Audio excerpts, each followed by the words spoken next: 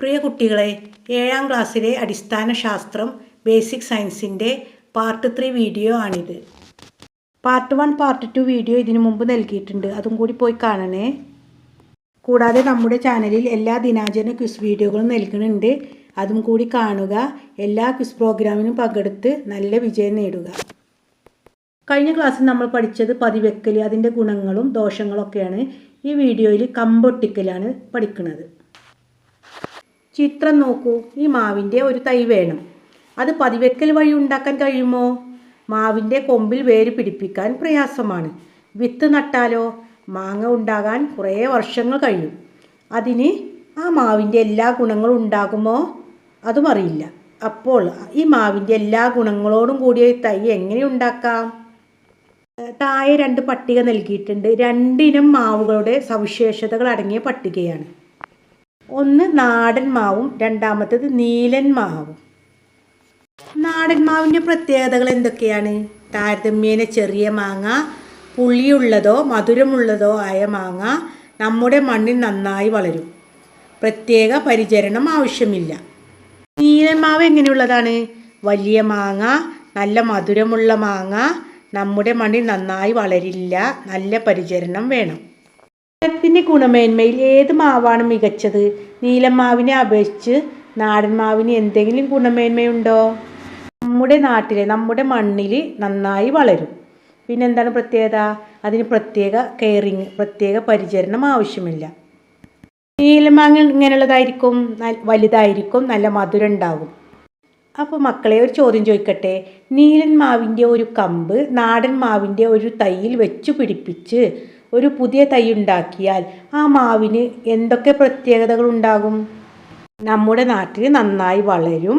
നീലൻ മാവിൻ്റെ വലിയ മാങ്ങ, നല്ല മധുരമുള്ള മാങ്ങ ലഭിക്കും. പ്രത്യേകമായ ഒരു പരിചരണവും ആവശ്യമില്ല. ഇങ്ങനെ 2 മാവിൻ്റെയും പ്രത്യേകതകൾ അടങ്ങിയ ഒരു തൈ ഉണ്ടാക്കുന്ന രീതിയാണ് കമ്പൊട്ടിക്കൽ. കമ്പൊട്ടിക്കലിൻ്റെ ഓരോ ഘട്ടങ്ങൾ, ഓരോ സ്റ്റേജുകൾ എന്താണെന്ന് നോക്കാം. ആദ്യം 6 മാസം പ്രായമുള്ള ഒരു മൂവാണ്ടൻ മാവിൻ്റെ തൈ തിരഞ്ഞെടുക്കുക. വേരോട് കൂടിയ ഈ ചെടിയെ റൂട്ട് സ്റ്റോക്ക് എന്ന് പറയുന്നു. രണ്ടാമത്തെ ഘട്ടം, നല്ല കായ്ഫലമുള്ള നീലൻ മാവിൽ നിന്നും റൂട്ട് സ്റ്റോക്കിൻ്റെ അതേ വണ്ണമുള്ള ഒരു കമ്പ് മുറിച്ചെടുക്കുക. ഇതിനെ സയൺ എന്ന് പറയുന്നു. പുതിയ മുകുളങ്ങൾ വരാൻ തുടങ്ങുന്ന കമ്പാണ് സയണായി തിരഞ്ഞെടുക്കേണ്ടത്. 2 മാവുകളെയാണ് തിരഞ്ഞെടുത്തിട്ടുള്ളത്, മൂവാണ്ടൻ മാവും നീലൻ മാവും. മക്കളെ, അടുത്ത ഘട്ടം നോക്കൂ. കമ്പൊട്ടിക്കാനായി റൂട്ട് സ്റ്റോക്കിൻ്റെ അടിവശത്ത് നിന്ന് 15 സെൻറ്റിമീറ്റർ മുകളിൽ വെച്ച് മുറിച്ചു മാറ്റണം.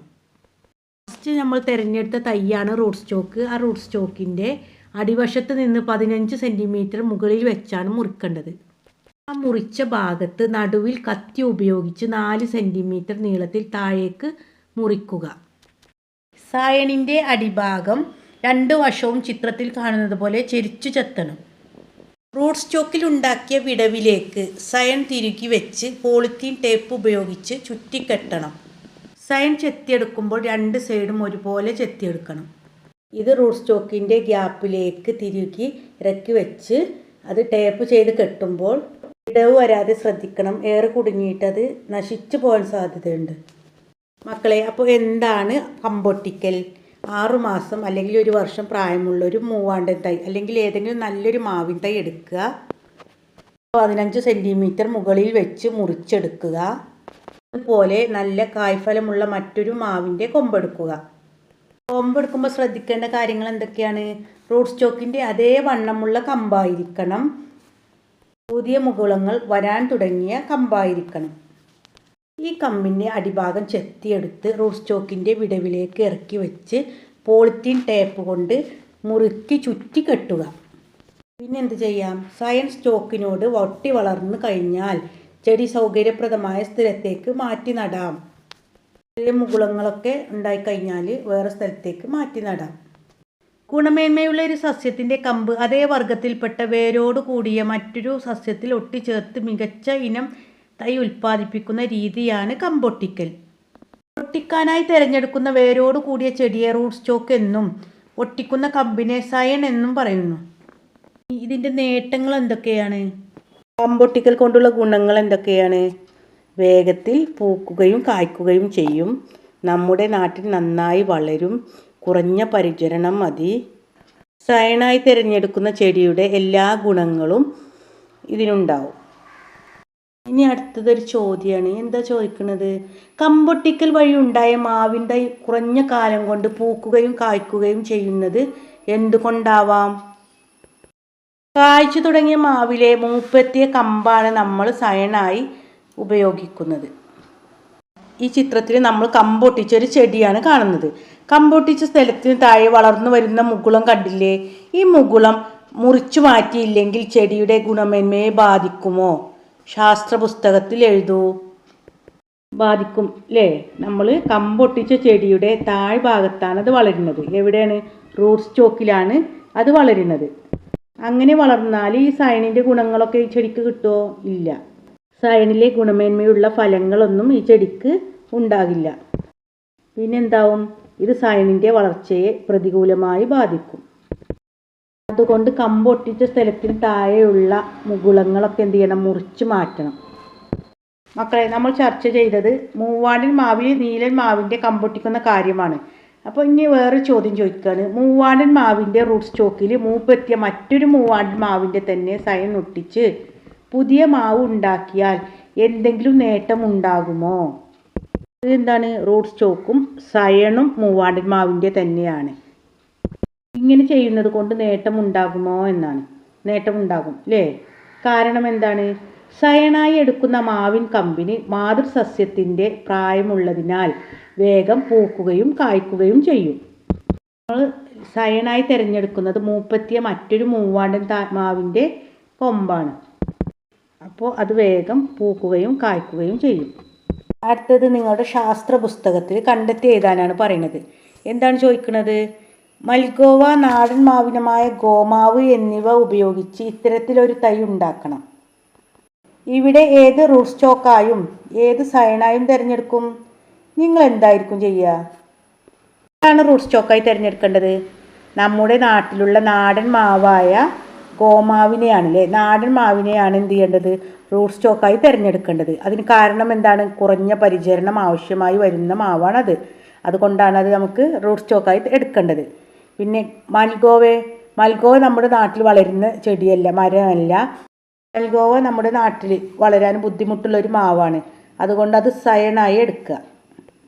ഗോമാവ് റൂട്ട് സ്റ്റോക്കായി എടുക്കുമ്പോൾ വലിയ പരിചരണമൊന്നും ആവശ്യമായി വരുന്നില്ല. കൂടാതെ എന്താണ്? നമ്മുടെ നാട്ടിൽ നന്നായി വളരുന്ന മാവാണ് ഗോമാവ്.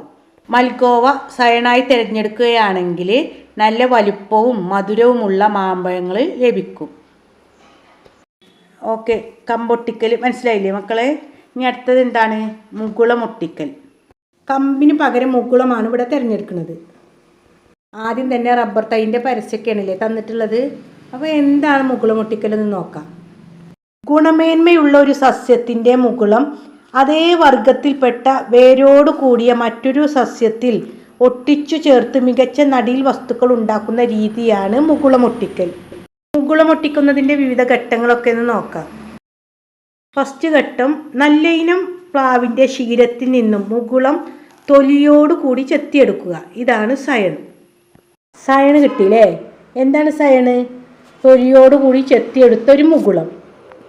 രണ്ടാമത്തെ ഘട്ടം, ചട്ടിയിലോ ഗ്രോ ബാഗിലോ വളർത്തിയ നാടൻ ഇനത്തിൽപ്പെട്ട പ്ലാവിൻ തൈയിൽ നിന്ന് മുകുളം ഒട്ടിക്കാനുള്ള സ്ഥലത്തെ പുറംതൊലി ചെത്തിയെടുക്കുക. റൂട്ട് സ്റ്റോക്ക് നമ്മൾ പഠിച്ചു. ഇവിടെ റൂട്ട് സ്റ്റോക്ക് എന്താണ്? നാടൻ ഇനത്തിൽപ്പെട്ട പ്ലാവിൻ തൈ. ഇതിൻ്റെ മുകുളം ഒട്ടിക്കാനുള്ള ഭാഗത്തെ പുറംതൊലി ചെത്തി മാറ്റുകയാണ് ചെയ്യേണ്ടത്. മൂന്നാമത്തെ ഘട്ടം, റൂട്ട് സ്റ്റോക്കിൽ തൊലി നീക്കിയ ഭാഗത്ത് സയൻ വെച്ച് മുകുളം പുറത്തു കാണത്തക്ക വിധം പോളിത്തീൻ ടേപ്പ് കൊണ്ട് പൊതിഞ്ഞു കെട്ടുക. തൊലിയോടുകൂടി ചെത്തിയെടുത്ത മുകുളത്തിനെയാണ് സയൻ എന്ന് പറയുന്നത്. ഇതാണ് ഈ റൂട്ട് സ്റ്റോക്കിൻ്റെ തൊലി ചെത്തിയെടുത്ത ഭാഗത്ത് നന്നായി ടേപ്പ് ഉപയോഗിച്ച് പൊതിഞ്ഞു കെട്ടേണ്ടത്. നാലാമത്തെ ഘട്ടം, മുകുളം നന്നായി വളരാൻ തുടങ്ങിയാൽ സ്റ്റോക്കിൻ്റെ മുകൾ ഭാഗം മുറിച്ചു മാറ്റുക. മുകുളം വളർന്നതിനു ശേഷം ഈ തൈ പറമ്പിലേക്ക് മാറ്റി നടാം. ഇനി മക്കളെ, നിങ്ങളുടെ പൂന്തോട്ടത്തിൽ പല നിറത്തിലുള്ള റോസാപ്പൂക്കൾ ഉണ്ടാവാൻ എന്താ ചെയ്യേണ്ടത്? എന്ത് ചെയ്യാം? ഒരു നാടൻ റോസാ ചെടിയിൽ പലതരം റോസാ ചെടികളുടെ മുകുളങ്ങളെടുത്ത് ഒട്ടിച്ച് ചേർത്താൽ വ്യത്യസ്ത കളറുകളിലുള്ള റോസാപ്പൂക്കൾ ഉണ്ടാകും. നിങ്ങൾ ചെടികളൊക്കെ വിൽക്കാൻ വെച്ച നഴ്സറി തോട്ടത്തിലൊന്ന് കയറി നോക്കൂ. അവിടെ വ്യത്യസ്ത നിറത്തിലുള്ള റോസാപ്പൂക്കളെ കാണുന്നില്ലേ? അത് ഇതുപോലെ മുകുളങ്ങളൊട്ടിച്ച് പലതരത്തിലുള്ള നാടൻ റോസാ ചെടികളിൽ പല നിറത്തിലുള്ള റോസാപ്പൂവിൻ്റെ മുകുളങ്ങളൊട്ടിച്ചിട്ടാണ്, റോസാ ചെടിയുടെ മുകുളങ്ങളൊട്ടിച്ചിട്ടാണ് ഇങ്ങനെ ലഭിക്കുന്നത്. പല നിറത്തിലുള്ള റോസാപ്പൂക്കളാവും അല്ലേ? ഇന്ന് നമ്മൾ എന്തൊക്കെയാണ് പഠിച്ചത്? മുകുളം ഒട്ടിക്കൽ. ഇതാണ് മുകുളം, സയൺ. സയൺ റൂട്ട് സ്റ്റോക്കിൻ്റെ തൊലി നീക്കിയ ഭാഗത്ത് മുകുളം പുറത്തു കാണുന്ന വിധത്തിൽ പോളിത്തീൻ ടേപ്പ് കൊണ്ട് പൊതിഞ്ഞെടുക്കുകയാണ് ചെയ്യാറുള്ളത്. ആദ്യം നമ്മൾ പഠിച്ചത് കമ്പൊട്ടിക്കൽ അല്ലേ? എന്താണ് കമ്പൊട്ടിക്കൽ, അതിൻ്റെ വിവിധ ഘട്ടങ്ങൾ, എന്താ അതുകൊണ്ടുള്ള ഗുണങ്ങൾ അല്ലേ? ഗുണങ്ങൾ എന്തൊക്കെയാണ് അതൊക്കെ പഠിച്ചില്ലേ? ഇനി മക്കൾ നന്നായി ക്ലാസ്സുകളൊക്കെ കേട്ട് എഴുതിയെടുത്ത് പഠിക്കുക. ഇനി അടുത്ത ഭാഗം അടുത്ത ക്ലാസ്സിൽ കാണാം.